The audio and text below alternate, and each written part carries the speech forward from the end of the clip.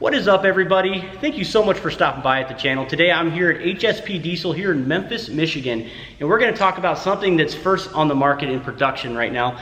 So make sure you guys stay tuned. We're going to do an install video, but before we get started, I have Ryan, which is the lead technician here at HSP Diesel, and he's going to go ahead and generalize, go over the kit, exactly what it comes with, and then some of the benefits on why you should run this thermostat housing. So make sure you guys stay tuned. Hey guys, we're gonna go over our billet forward-facing thermostat housing here today. I got the new design and the old design here. I'm gonna go through, show you the differences on them.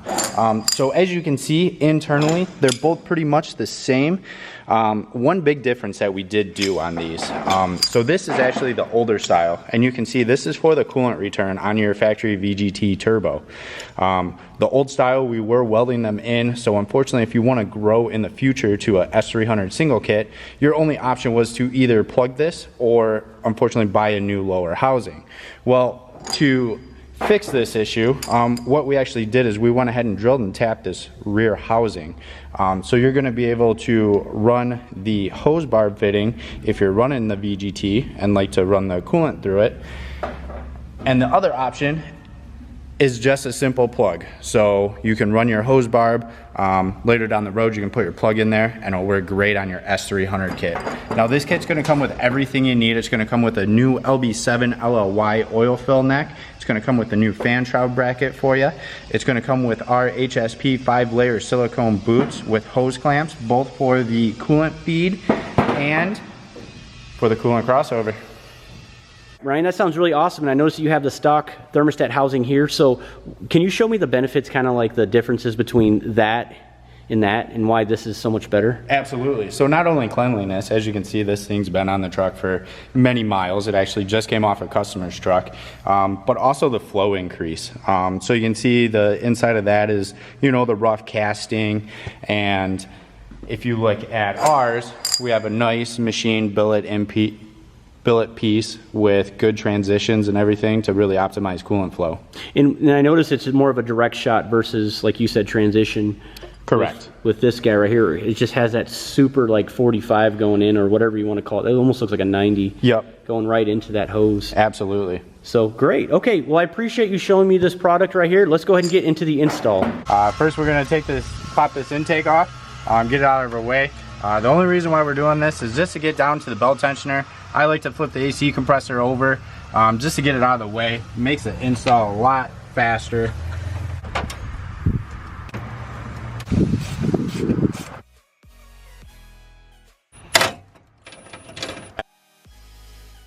So if you guys are doing this on a stock truck, there's going to be two metal clips, one at the top here, right below the throttle valve, and the other one's going to be all the way on the bottom there by the intercooler. You can also pull the boot off if it's easier for you, but a lot of times those things are all packed full of gunk, and it's a good time to pull everything off and check your boots, make sure you don't have any boost leaks. Next, we're taking the Serpentine belt off. One thing to check while you're doing this is if you can see this little indicator line right here, it should be pointing between these two lines. If it is outside of those lines, that means your belt is due to be replaced. And what happens is it stretches over time due to the torque from the engine on the accessories.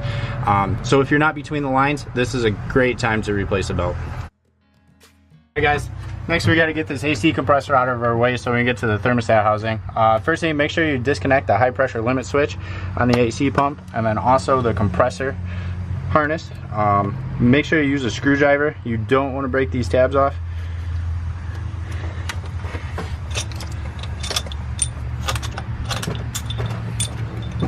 And then next we're gonna pop this out, and then we're gonna set it right over here on top of our battery and coolant tank. Get it out of our way. Make sure you put a rag or something so you don't scratch a coolant tank. I need to disconnect the batteries. 8mm wrench works the best. A 6-point if you got one, just to make sure we're not gonna round anything off. And really just the negative needs to be disconnected. There's a lot of people who say both, but if you're not comfortable, go ahead and do both. It's better safe than sorry. And you always want to undo the ground first. And the reason for that is you can undo the ground, and even if you touch part of the body, you're not going to arc out. To whereas if you were on the positive and you touch a coolant tank, you're going to arc it out, burn your hand, ruin your wrench, mark up your coolant tank. So always the grounds first. We're going to pull this wiring harness off that runs over top of the thermostat housing. It's a 10 millimeter on the back side of the alternator, as you can see there. Guys, so now we're gonna actually pull the physical thermostat housing off. There's 4 bolts, 2 on this side, and then you have 2 on this side. They're 12 millimeters. We're gonna pop those off, and then there's also 2 that mount onto the valve cover. There's 1 here, and there's 1 sneaky one right under here, which is the reason why we pulled the AC compressor off. Outside of that, don't forget your coolant line on your turbo. I recommend taking this line right off the turbocharger itself. A lot of times after years, they deteriorate and rot. So it is a good time to replace them. We do supply you with the necessary hose to do so.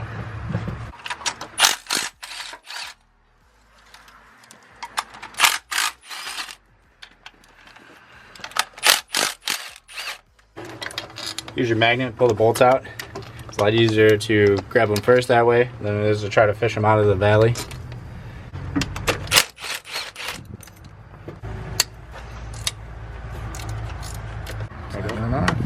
We already loosened the line going back to the turbo off the factory coolant feed thermostat. So now all we have to do is pull that line out and then remove the thermostat housing.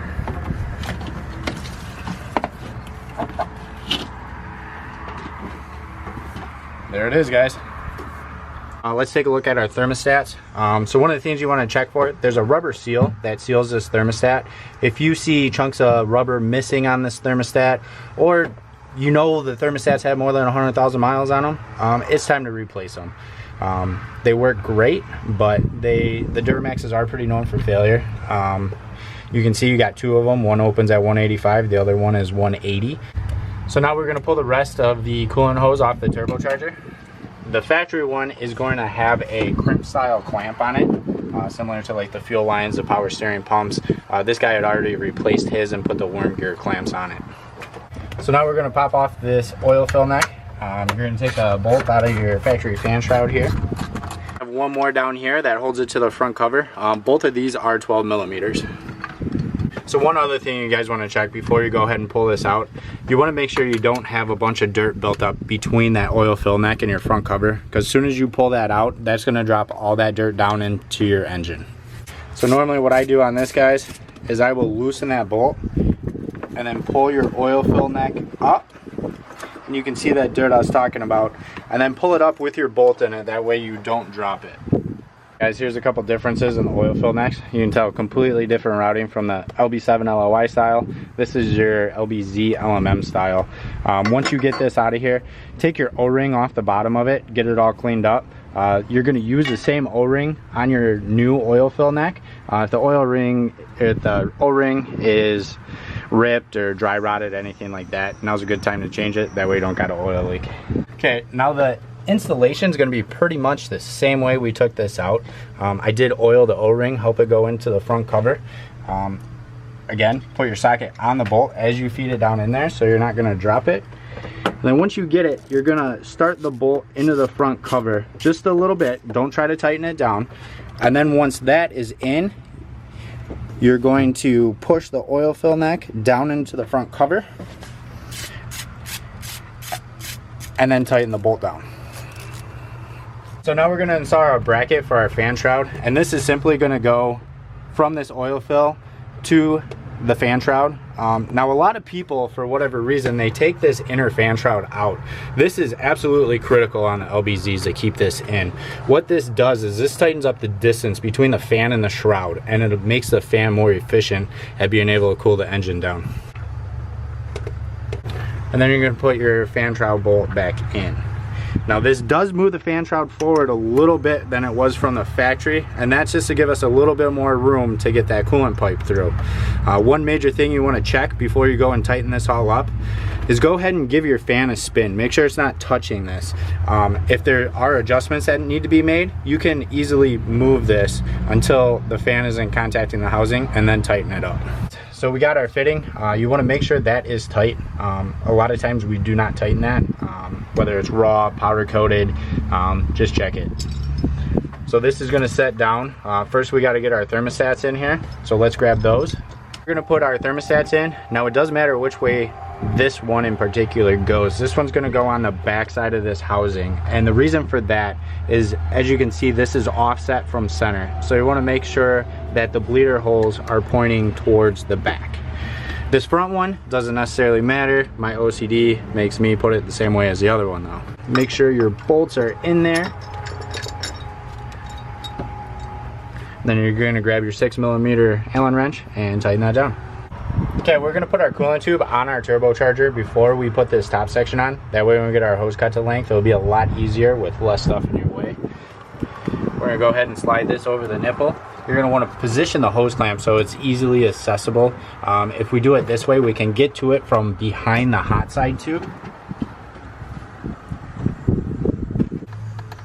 So we're going to go ahead and torque this lower housing to 18 foot-pounds.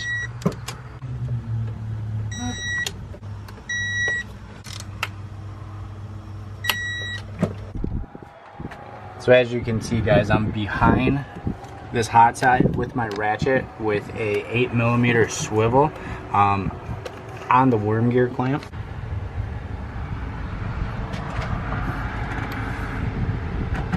Just go ahead and snug that up.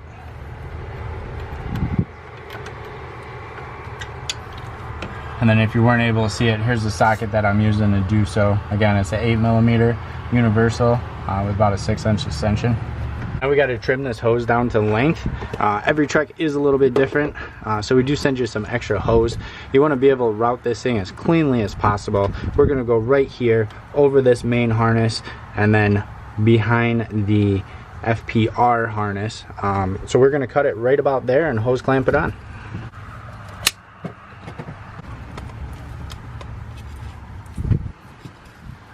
Position this worm gear clamp so it's easy to get to. Also making sure that it's not going to rub on any wiring harnesses down in there.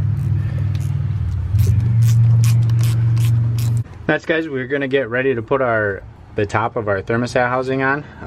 We're going to put the O-ring in here. This should come pre-installed in the kit. I like removing them that way, just in case they fall out, they're not going to get damaged during installation. It sits right down in the groove real nice. Now we're going to grab the top section. Now as you can see, it lines up on the holes real nice. And we're going to torque it down. Using a 5mm Allen, we're just going to run these down, tighten them equally on all 4 sides. The torque spec on these ones is going to be 9 foot-pounds. We're going to put the alternator wire back on before we set the AC compressor. Guys, we're gonna throw the AC compressor back over now. Make sure you don't pinch any wires or anything underneath this. Definitely be a costly mistake if you do. The other thing you want to make sure you do is there's a loom right here that goes on top of this AC compressor that the bolt goes through. That way it holds the power wire and the main harness up out of the way.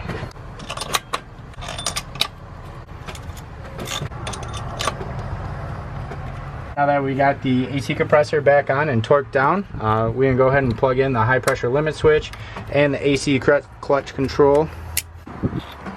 Next, we're going to go ahead and install the Serpentine belt. Biggest thing you want to watch for, make sure you're all the way around all your pulleys. The balancer is kind of a tough one to make sure it's all the way around. I always take the Serpentine belt off of the alternator. It's the easiest one to get to. So what I'm doing here is I am holding this fan shroud over so it is in the center of the fan plate.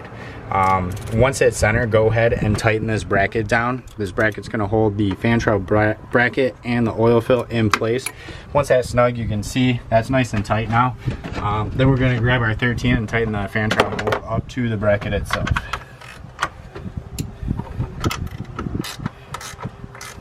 So now we're going to put our upper coolant tube on. You're going to want to position your hose clamps so they're on the inside right here next to the AC compressor. Thing with the one for the radiator. Make it so they're easily accessible for you. All right, guys, so on this guy's truck, he's requesting a custom color for his HSP logo on his coolant crossover to match all his clamps. This is an option we can do. A lot of the times when we do this option, we two-way tape this logo to this coolant tube. And the reason why we do that is the colors tend to bleed through depending on the color options. Normally this would have a HSP that is welded on, and it is a polished stainless logo. Guys, now the rest of the steps is basically going to be reverse order the way you took it apart. Get your cold side on there, get your cold air intake back on. Don't forget to put coolant in it. The best way to bleed these systems, take the cap off, whether it's one of our tanks or the factory tank. Fill it up with coolant, let it run. The benefit of not having that thermostat on the coolant pipe is that is going to self-bleed. I know I get a lot of phone calls about the thermostat housing not having a bleed hole in it, but with this type of routing, it is constantly bleeding.